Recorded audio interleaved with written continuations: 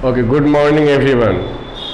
तो आज मैं आप लोगों के लिए एक नया चैप्टर लेके आया हूँ। जैसा कि मैं टेंस आप लोगों को पढ़ा चुका हूँ और टेंस आप लोग जान चुके हैं।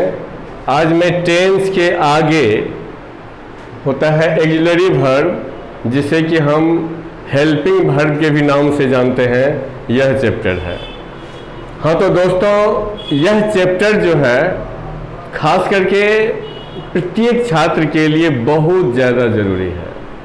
अगर आप 11th 12th के छात्र हैं तो आप निश्चित रूप से कॉपी उठाइए और कलम लीजिए और सबसे पहले इसको लिखिए, क्योंकि यह जो है आपके एग्ज़ाम 12th में भी और 11th में भी इस चैप्टर से समझिए 6 नंबर का क्वेश्चन पूछा जाता है। मात्र मैं आपको 10 मिनट का लेक्चर दूंगा और 10 मिनट के लेक्चर में आप 6 नंबर जो है सो इजीली आप अपने एग्जाम में सॉल्व करके आएंगे, चाहे आप 10th क्लास के छात्र हो या 11th के हो या 12th के हो। ये उसके लिए ये बहुत ज़्यादा ज़रूरी है। जैसा कि आप जानते हैं कि टेंस और हेल्पिंग वर्ब, यह दो चीज़ हो जाने के बाद जो है I think you will never have problem at the time of writing या speaking, because both chapter is depend on tense और helping verb। तो यहाँ देखिए कि पूरे अंग्रेजी व्याकरण में जो है एक्सिलरी वर्ब की संख्या आपको 25 गो है। कितना एक्सिलरी वर्ब की संख्या है? मात्र 25 को संख्या है। उससे एक्सिलरी वर्ब इसको कहिए या इसको आप हेल्पिंग वर्ब कह दीजिए, ये दोनों क्या है कि बराबर ही चीज़ है। तो अब देखिए कि अकॉर्डिंग टू ग्रामर इसको अनेकों पार्ट में बांटा गया है। कुछ को प्राइमरी वर्ब कहते हैं, कुछ को टू बी वर्ब कहते हैं, कुछ को मॉडल वर्ब कहते हैं। लेकिन मोटा मोटी तौर पर आप ऐसे समझिए कि टोटल जितने सारे वर्ब है, ये सारे वर्ब को 2 पार्ट में बांटा गया है, जिसमें एक है टू बी वर्ब और दूसरा है मॉडल वर्ब। ये जो टू बी वर्ब जो है, you have read already in tense about to be verb is am was were have has had. It means you know where will you use is am because you have read already in tense। आप ये सभी जो है already tense में पढ़ चुके हैं। is are am was were have has had, इस सब का प्रयोग जो है आप ऑलरेडी टेंस में पढ़ चुके हैं। आपको पता है कि कहाँ आपको is का प्रयोग करना है, कहाँ are का प्रयोग करना है, कहाँ am का प्रयोग करना है। तो मैं फिर एक बार रिपीट मार देता हूँ कि थर्ड पर्सन का जो सिंगुलर नंबर होता है तो इसके साथ इज का प्रयोग करेंगे, और फर्स्ट पर्सन का सिंगुलर नंबर आए इसके साथ एम का प्रयोग किया जाएगा, और बाकी जितने भी होता है सभी के साथ आर का प्रयोग किया जाता है। अब इसके बाद देखिए कि फर्स्ट पर्सन के सिंगुलर नंबर आए और थर्ड पर्सन के सिंगुलर नंबर ही से इट, कोई एक नाम, इन सभी के साथ जो है वाज का प्रयोग किया जाता है, और बाकी जितने भी है सभी के साथ किसका होता है? वेयर का प्रयोग किया जाता है। ये हैव और हैज जो है इसको मैं अलग इस इंडिकेशन इसीलिए दे दिया है क्योंकि ये खुद एक मेन वर्ब भी है। यह मेन वर्ब भी है, टू बी वर्ब में भी आता है, हेल्पिंग वर्ब में भी इसका यूज़ किया जाता है, इसीलिए मैं थोड़ा सा इसको साइड कर दिया। तो यहाँ पे देखिए कि थर्ड पर्सन के सिंगुलर नंबर जो है ही सी इट को एक नाम, इसके साथ हैज़ का प्रयोग किया जाता है, और बाकी जितने भी है सभी के साथ हैव का प्रयोग किया जाता है। और ये हैड जो है यह तो फ्री साइज है, ऐसा टी शर्ट जो बापो पहन सकता है बेटो पहन सकता है। मीन्स मेरे कहने का सेंस ये है कि ऐसा टी शर्ट, या मतलब समझिए कि ये हैड जो है so first person, third person, second person, कोई भी सब्जेक्ट रहेगा तो उसके साथ जो है सो हैड का प्रयोग किया जाता है। ओके, अब आते हैं, हम लोग जानते हैं कि यह इससे अलग टाइप से क्वेश्चन पूछा जाता है और इससे अलग टाइप से क्वेश्चन पूछा जाता है। देखिए, इससे जो आपके एग्जाम में क्वेश्चन पूछा जाता है, यह क्वेश्चन ऐसे रहेगा जैसे देगा कि सीता और Gita dash coming here, Sita और गीता डैश कमिंग हियर। अब यहाँ देखिए कि सीता और गीता डैश कमिंग हियर आपको ऑप्शन में दिया जाएगा, कहीं पे इज रहेगा, कहीं पे आर रहेगा, कहीं पे हैव दे देगा, कहीं पे हैज दे देगा। तो ये 4 ऑप्शन आपके सामने दिया जाएगा। ए नंबर में इज रहेगा, बी नंबर में आर रहेगा, सी नंबर में हैव देगा, और डी नंबर में जो है सो आपको हैज का प्रयोग किया जाएगा। ये 4 ऑप्शन आपके सामने में है और आपको चूज करना है कि विच इज राइट, कौन सा इसमें 100% सही है। तो देखिए सीता और गीता, आपको लग रहा होगा कि यहाँ पे 2 नाम है तो ये प्लूरल में चला गया, लेकिन हम ऐसा नहीं समझे, इसीलिए कि ये और जो कंजक्शन है, इस और का मतलब होता है या, अथवा, अन्यथा। मतलब चाहे तो सीता नहीं तो गीता, यही 2 में से एक जो है ना यहाँ आ रही है, दोनों नहीं आ रही है। यहाँ अगर रहता कि सीता एंड गीता, तब क्या होता है कि सीता भी आती और गीता भी आती, एकदम दोनों साथ आती। लेकिन यहाँ सीता या गीता मतलब 2 में से कोई एक जो है ना आ रही है, चाहे सीता आएगी या गीता आएगी, इसके साथ देखिए इज का प्रयोग किया जाता है। तो इस टाइप से ये जो है is, are, was, were, have, has, had, ये बहुत मोस्ट इम्पोर्टेंट है। आगे आप लोग पढ़ेंगे, एक चैप्टर में पढ़ाऊंगा सिंटैक्स, जिसमें कि सब्जेक्ट वर्ब एग्रीमेंट में, उसमें इसी से समझिए कि बहुत ज़्यादा क्वेश्चन पूछा जाता है। अब यहाँ देखिए कि मॉडल वर्ब में, तो मॉडल वर्ब क्या है कि ये पेयर है, पेयर समझते हैं ना, जैसे पति पत्नी भाई बहन, इससे पेयर होता है। तो ठीक उसी प्रकार ये पेयर है। ये पेयर जो है जितना मैं इंडिकेट किया हूँ, बस आप समझ जाओ कि आपके एग्जाम में 3 नंबर का मॉडल वर्ब पूछा जाता है, 12th में भी और 11th में भी पूछा जाता है, और आप इसे आसानी से ले आओगे। यही 6 गो पेयर को आपको समझना है कि what is difference between can और मे। क्योंकि जैसा आप जानते हैं कि कैन का मतलब होता है सकना, देखिए मे का मतलब होता है सकना, कुड का मतलब होता है सका, माइट का मतलब होता है काश, शुड मतलब होता है चाहिए, आउट टू भी मतलब होता है चाहिए, शाल मतलब समझिए गागेगी, गागेगी, वुड जो है सो विल का पास्ट रूप है, यह भी गागेगी, यह भी पास्ट में आता है।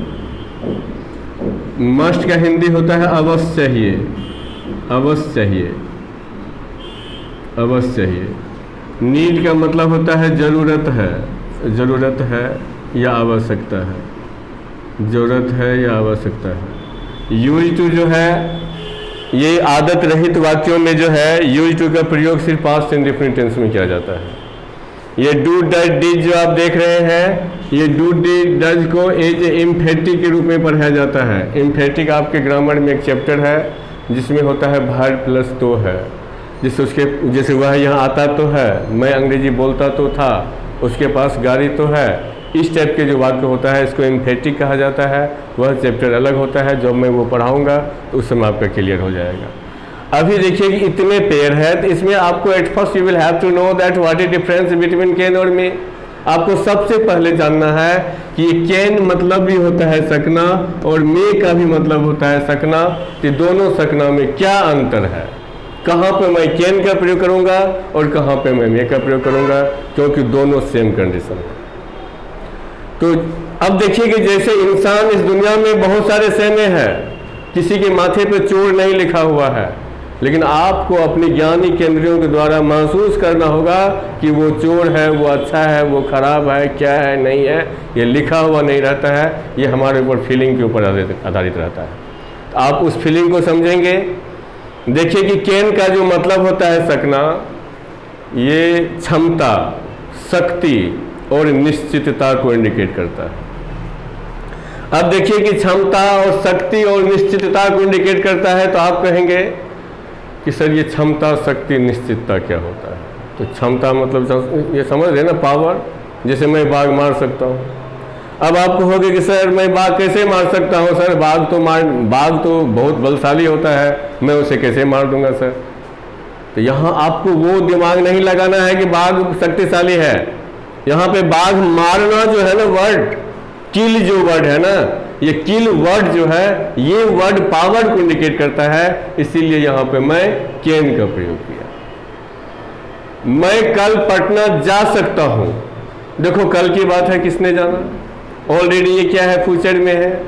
तो मैं कल पटना जा सकता हूँ, तो मैं जा भी सकता हूँ और मैं नहीं भी जा सकता हूँ, यह वाक्य पूर्णतः संभावना है। तो मैं कहता हूँ आई मे गो टू पटना टुमारो, इसीलिए ये क्या है कि संभावना है। जैसे मैं कहूँगा कि आज रात मूसलाधार वर्षा हो सकता है। अब देखो आज रात मूसलाधार वर्षा हो सकता है, it is depend on nature, it is not depend on people. ये तो लोगों के ऊपर नहीं डिपेंड करता है कि मैं जब चाहूँ वर्षा करा दूँ, ये तो गॉड के ऊपर डिपेंड करता है, नेचर के ऊपर डिपेंड करता है। तो ये क्या है, संभावना है। तो इसको already it may rain tonight. तो ये है कैन और मे। कैन जो है हमेशा क्षमता, शक्ति, निश्चितता को इंडिकेट करता है, और मे जो है ये आदेश लेने, देने, संभावना और अनिश्चितता को इंडिकेट करने के लिए हम मे का प्रयोग करते हैं। अब देखिए, जैसे आदेश लेना, शिक्षक जब क्लासरूम में होता है तो छात्र बाहर से कहता है कि मे आई कम इन, सो मीन्स क्या मैं अंदर आ सकता हूँ, क्योंकि वो परमिशन ले रहा है। क्या वो ऐसा कह सकता है कि कैन आई कम इन? यदि वह कैन आई कम इन कह देगा तो क्या होगा? कोई कह सकता है कैन आई कम इन? कह सकता है। वह कह सकता है जिसको कि परमिशन की जरूरत नहीं है, वो पावरफुल है, हमसे सीनियर है, डायरेक्टर है, वो मेन है, वही सब कुछ ऑल इन ऑल है, तो वो नहीं वो परमिशन देंगे अंदर आ जाएगा, तो वो ऐसा कह सकता है। अब आदेश लेने की बात होती है तो आदेश अपनों से भी लिया जाता है और अजनबी से भी लिया जाता है। तो just as if I meet you anywhere on the station, in bank, school, college, anywhere, and I will need a pen at that time, I can use here pen. अगर आप लोग जो मेरे छात्र हो, स्टूडेंट हो, वह यदि कहीं भी मिलोगे, मुझे कलम की आवश्यकता होगी, तो हमें लगेगा कि हमें निश्चित रूप से कलम मिल ही जाएगा और तुम हमको दे ही दोगे। तो यहाँ पे हम कैन का यूज भी कर देंगे तो चलेगा। नहीं होता can you give me your pen, because I have fully confidence that I will be given a pen by you, because you are my student and I am your teacher, so you will have to give me it at any cost. In this condition, what will you do? I can use here can. मैं वहाँ पे can भी बोल दूंगा तो वहाँ पे चलेगा, क्योंकि तुम मेरा छात्र हो, मैं शिक्षक हूँ। एक बार कहूँगा तुम मुझे दे दोगे कलम। अब वही अगर तुम्हारे उम्र के अगर कोई दूसरा लड़का मिलेगा, मान लो, जो हमको नहीं पहचानता है, तो वहाँ पे कैन का यूज करेंगे तो देगा? नहीं करना चाहिए। तो अक्सर जब भी हम किसी से परमिशन लेते हैं, आदेश लेते हैं, तो वहाँ पे हमें सर झुका के मांगना पड़ता है। तो वहाँ पे हमेशा हमें मे का यूज करना चाहिए, कैन का यूज नहीं करना चाहिए। अब जहाँ तक कैन और मे के ऊपर डिपेंड करता है, देखो, at the time of speaking you are free from using any of your can और may, but when you will write anything at that time you will have to write 100% right. जब आप बोलोगे तो आप स्वतंत्र हो। मैं कह सकता हूँ I can help you, I may help you, it depends on you that how will you understand what it depend that how will you understand what is difference between I can help you or I may help you। ये आप खुद समझो क्या अंतर है दोनों में। अगर मैं यहाँ पे कैन का यूज़ किया हूँ तो आप श्योर रहो, सर्टेन, निश्चिंत रहो कि मैं आपका मदद करूँगा ही। अगर मैं मे का यूज़ किया हूँ तो हो सकता है जब मौका मिलेगा तब देखा जाएगा। तो ये हमारे ऊपर डिपेंड है। हम बोलने के क्रम में स्वतंत्र हैं, लेकिन जब हम एग्जाम में लिखेंगे तो हमें वाक्य पर विचार करना होगा कि यह वाक्य जो है, इस वाक्य से निश्चितता की बोध होती है या अनिश्चितता की, इस वाक्य से परमिशन की बोध हो रही है या क्या हो रही है। इन चीज़ को फिलिंग करके आप कैन और मे को बनेंगे। अब देखिए कि कैन का ही पास्ट रूप है कुड और मे का पास्ट रूप है माइट। कैन का पास्ट रूप है कुड और मे का पास्ट रूप है माइट। तो कुड मतलब क्या, सका, और माइट मतलब काश। ये जस्ट जैसे प्रेजेंट इंडेफिनिट और पास्ट इंडेफिनिट एकदम सेम कंडीशन में है आपको according to time, because you have read already time tense when if in any sentence last day, yesterday, ago, last week, last month, ये सब किसी में भी रहता है तो इस वाक्य को हमेशा पास्ट में बनाते हैं। जैसे वह कल यहाँ आ सकता था तो he could come here yesterday, क्योंकि यस्टरडे है इसीलिए वहाँ पे कैन का नहीं यूज होगा, वहाँ मे का यूज नहीं होगा। कैन जो है वो यहाँ पे यस्टरडे ऑलरेडी किसको इंडिकेट कर रहा है, ये पास्ट को इंडिकेट कर रहा है, इसीलिए इस टाइप के वाक्य होगा तो वहाँ पे कुड का प्रयोग किया जाता है। अब जो है मे का पास्ट रूप है आपको माइट। ये माइट का मतलब होता है काश, ये संभावित होता है। जैसे रहता है कि आप लोग काश मेरे लिए घर से कुछ लाते, ये संभावना हो सकता है छठ के बाद आइएगा कुछ लेते आइएगा। तो यहाँ पे क्या होता है कि माइट संभावित होता है, कैसा हो सकता है। अब यहाँ पे देखिए कि शुड और आउट टू। शुड का मतलब होता है चाहिए और आउट टू का भी मतलब होता है चाहिए। अब दोनों का मतलब सेम होता है तो फिर क्या है कि what is difference between should और आउट टू। आखिर क्या अंतर है ये शुड और आउट टू में? दोनों का मतलब चाहिए तो है अंतर। बस हम लोगों को उसी अंतर को पहले समझ लेना है कि क्या अंतर है शुड और आउट टू में। मेरे दोस्त, ये बहुत ही मोस्ट इम्पोर्टेंट क्वेश्चन रहता है। हर एक एग्जाम में शुड और आउट टू कैन में से दिया ही जाता है। आपके एग्जाम में 3 नंबर का 11th में, 3 नंबर का 12th में सिर्फ मॉडल वर्ब से दिया जाता है। आप किसी साल के क्वेश्चन बैंक को उल्टा करके देख लेंगे। तो यहाँ पे क्या है कि शुड और आउट टू, तो शुड का मतलब होता है चाहिए और आउट टू का भी मतलब होता है चाहिए। तो दोनों में क्या डिफरेंस है? तो शुड जो है ये संभावना को सूचित करता है। शुड जो है ये औपचारिकता को सूचित करता है। शुड जो है ये अनिश्चितता को सूचित करता है। ये देखो शुड क्या क्या सूचित किया? औपचारिकता सूचित किया, संभावना सूचित किया, अनिश्चितता सूचित किया। और आउट टू जो है, आउट टू का मतलब जो होता है चाहिए, यह भी चाहिए होता है। लेकिन ये किसको सूचित करता है?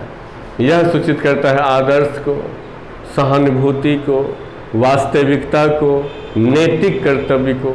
अगर ये भाव वाक्य में व्यक्त होता है तो वहाँ पे हम शुड का प्रयोग नहीं करके वहाँ पे हम आउट टू का प्रयोग करते हैं।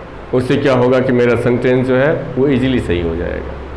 तो अब यहाँ पे आप कहेंगे कि सर ये औपचारिकता क्या होता है ना? आप कहेंगे कि सर ये औपचारिकता क्या होता है? तो देखो औपचारिकता क्या होता है कि न कहावत है कि मुख में राम बगल में छुरी। हम साधु का भेष बना के भीख मांग रहे हैं, कमर में जो हथियार खोसले है। तो इस टाइप का जो होता है तो ये होता है औपचारिकता। मीन्स ऐसे समझो कि मैं अपने यहाँ हूँ और आप मेरे घर पर आया, आप मेरे दोस्त हो, लेकिन आप जो आए ना मेरे घर पर, तो आने के बाद मेरे दिमाग में सेट कर गया तो ये आ गया जुटों से माथा चाटेगा ना, आगे बैठ गया माथा चाटेगा अभी। लेकिन तुम डायरेक्ट कह भी नहीं सकते हो क्योंकि तुम्हारा वो करीबी दोस्त है। वो आएगा तो बैठने के लिए तो कहोगे कि बैठो, वो बैठ जाएगा। बैठने के बाद आप क्या करोगे कि बार बार घड़ी देखोगे कितना बज रहा है, बार बार अपने कॉपी में अपने कामों में आप इंगेज हो। आपको लग रहा है कि हमको कहीं जाना है।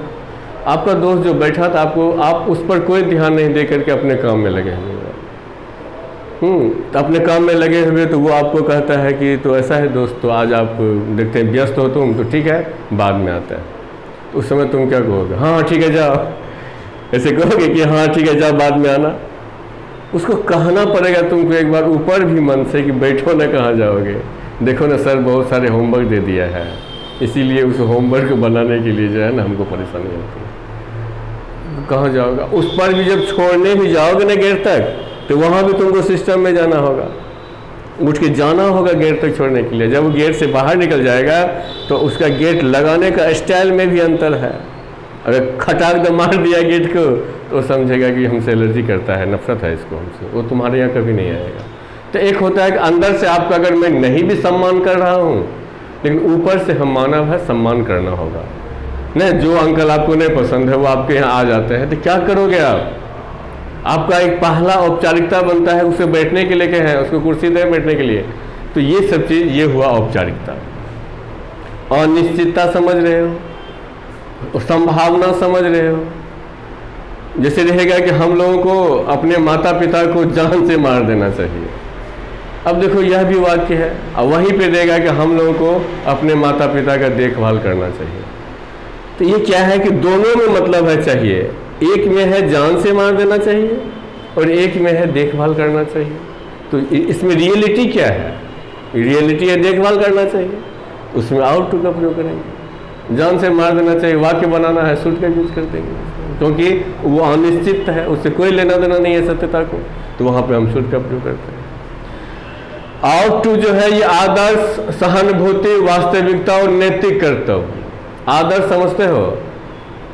देखो आदर्श, सहानुभूति, वास्तविकता और नैतिक कर्तव्य, ये चार चीज जो है ना, ये मानव का जीवन का सबसे बड़ा गहना है। अगर स्टूडेंट इन चार चीज़ों को या इंसान इन चार चीज़ों को फॉलो कर ले, उसे जीवन में कभी परेशानी नहीं हो सकती है। वो दुनिया के किसी भी कोना में रहेगा तो एकदम शेरे बिहारी कहलाएगा। क्यों? कि ये चार सद्गुण है जो सद्गुण कि हर मनुष्य के अंदर में होना ही चाहिए। जिसमें पहला है आदर्श।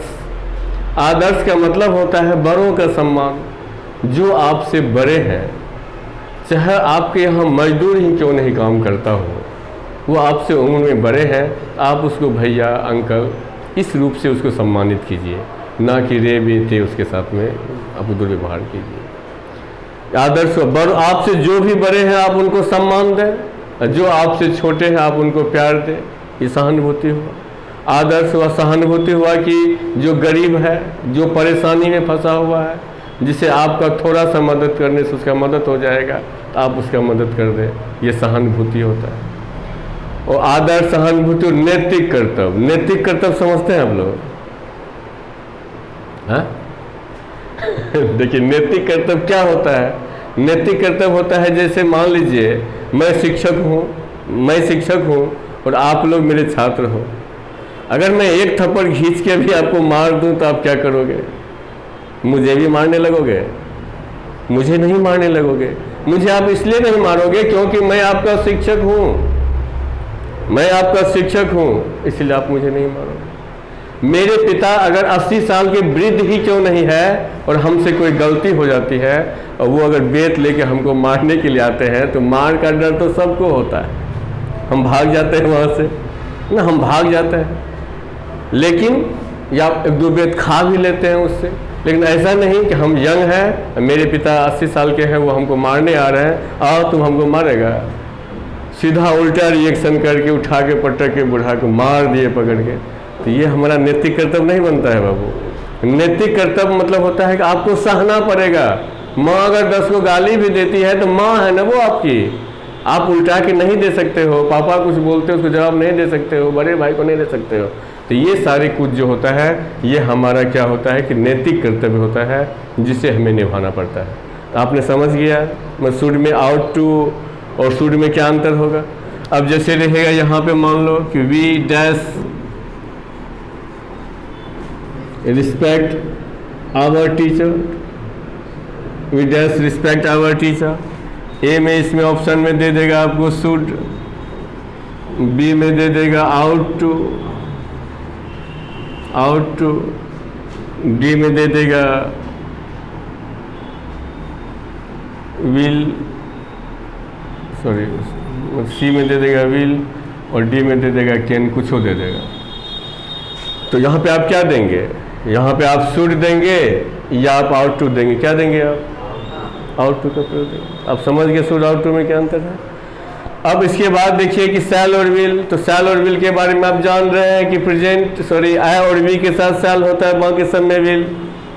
ये उड जो है ये समझिए विल का पास्ट उड है। उड से बहुत ज़्यादा नम्रता की भाव व्यक्त होती है।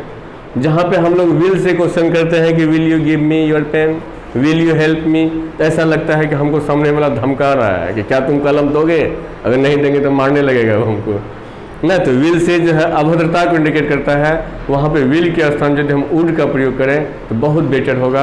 आप किसी से कह सकते हैं कि would you like to give me your pen ना, would you like to give me your pen, कि क्या आप मुझे अपना कलम देना चाहेंगे, तो यह फार बेटर रहेगा। तो विल के स्थान पर आप वुड का प्रयोग करेंगे और ये पास्ट रूप है वुड का। अब देखिए ये मस्ट, तो मस्ट का हिंदी होता है अवश्य चाहिए, अवश्य चाहिए। और ये मस्ट जो है इक्विवेलेंट है आउट टू का। जैसे आउट टू से आदर, सहानुभूति, वास्तविकता और नैतिक कर्तव्य का बोध होता है, ठीक उसी प्रकार मस्ट से भी जो है ये समझिए उन सभी का बोध होता है। तो अगर किसी इसी में रहता तो इसमें मस्ट नहीं देता। जिसमें आउट टू आपको ऑप्शन में रहेगा वहाँ मस्ट नहीं देगा, और जहाँ मस्ट रहेगा वहाँ पे आपको आउट टू नहीं देगा। ये देखिए नीड, नीड का मतलब होता है जरूरत है। नीड एक मेन वर्ब के भी तहत काम करता है। जैसे आज मुझे कुछ पैसे की जरूरत है, today I need some money. और नीड जो है एक मॉडल वर्ब के रूप में भी काम करता है। तो इसको पहचानने की जरूरत है कि जब नीड का प्रयोग वाक्य में मेन वर्ब के रूप में काम करेगा तो उसके बाद नीड के तुरंत बाद नाउन या प्रोनाउन आएगा। और यदि किसी वाक्य में नीड का प्रयोग मॉडल वर्ब के रूप में होगा तो उस समय नीड के बाद मेन वर्ब आएगा। नहीं तो मेन वर्ब आएगा, जैसे आपको घर जाने की जरूरत है, यू नीड गो होम। तो यहाँ पे क्या है कि ये गो, नीड, गो भी वर्ब है, नीड भी वर्ब है। नीड यहाँ मॉडल वर्ब आ गया और गो कौन सा वर्ब हो गया? गो आपको मेन वर्ब हो गया। इस चीज़ को यहाँ पे समझना है।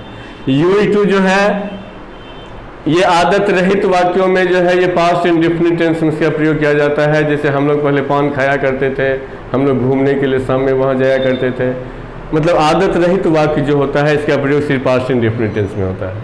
और इसका प्रयोग मैं बताया ही आपको कि एम्फेटिक रूप में पढ़ाया जाता है। और बेयर डेयर का भी प्रयोग जो है सो नीड के तहत ही होता है। तो आज मैं आप लोगों को एक्सिलरी वर्ब और हेल्पिंग वर्ब के बारे में पूरा जो है लेक्चर दिया। मुझे आशा है कि आप इससे बहुत कुछ समझ गए होंगे। अगर आपको इसके बाद नेक्स्ट वीडियो जब मैं बनाऊंगा तो मैं टोटल का यूज और स्ट्रक्चर के साथ मैं आप लोगों को दूंगा।